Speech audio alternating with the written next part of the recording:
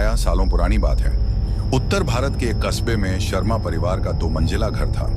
घर पुराना तो नहीं था, लेकिन उसके आंगन में बनी रसोई, किचन में अजीब सी ठंडक हमेशा बनी रहती थी। शुरुआत घर में रहते थे मोहिनी शर्मा, गृहिणी, अजय शर्मा, सरकारी कर्मचारी, उनकी बेटी रिया 12 साल की।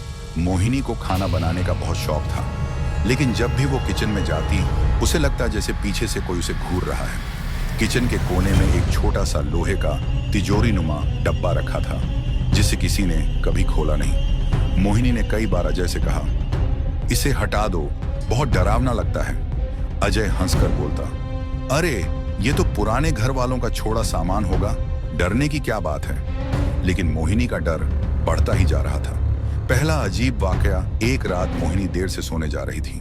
अचानक उसे याद आया कि उसने गैस बंद नहीं की। वो किचन में पहुंची। अंधेरे में उसे लगा कि कोई औरत चूल्हे के पास खड़ी है। लंबी कदकाठी, बिखरे बाल, सफेद साड़ी। मोहिनी चीखी।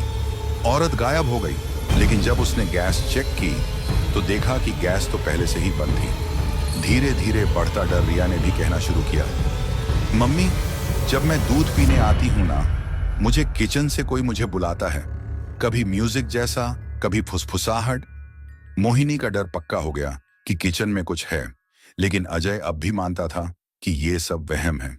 रहस्यमयी डब्बा। एक दिन मोहिनी ने हिम्मत करके तिजोरी नुमा डब्बा खोला।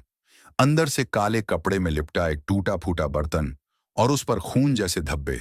साथ ही एक कागज मिला जिस पर लिखा था, जिस भी घर में यह बर्तन रहेगा वहां औरत की आत्मा रसोई में बन जाएगी।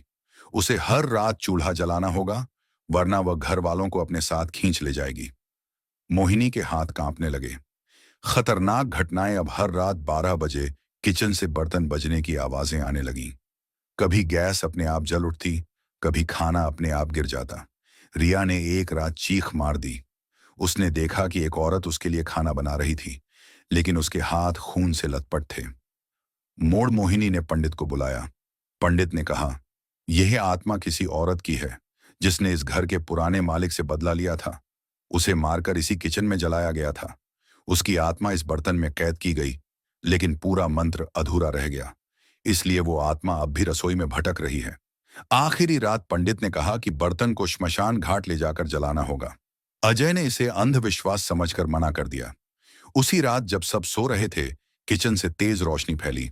मोहिनी ने देखा, वही औरत सफेद साड़ी में खड़ी है और रिया को खींचकर आग की तरफ ले जा रही है। मोहिनी भागकर बेटी को पकड़ लेती है, लेकिन औरत चीखते हुए बोली, ये मेरा घर है, ये रसोई मेरी है, कोई इसे मुझसे नहीं छीन सकता। अचानक पूरा किचन आग में घिर गया। मोहिनी, अजय और रिया किसी तरह भाग निकले, लेकिन जब अगली सुबह लोग लौटे तो देखा कि किचन पूरी तरह जल चुका था, पर वह डब्बा जिसका तस पड़ा था एकदम सुरक्षित। अंत, खुला रहस्य, शर्मा परिवार ने वह घर छोड़ दिया। आज भी लोग कहते हैं कि उस घर की खिड़की से रात को धुआं और बर्तन बजने की आवाज आती है, और किचन की दीवारों पर कभी कभी एक औरत की परछाई दिखाई देती है। इस तरह की कहानी सुनने के लिए चैनल को लाइक और सब्सक्राइब करें।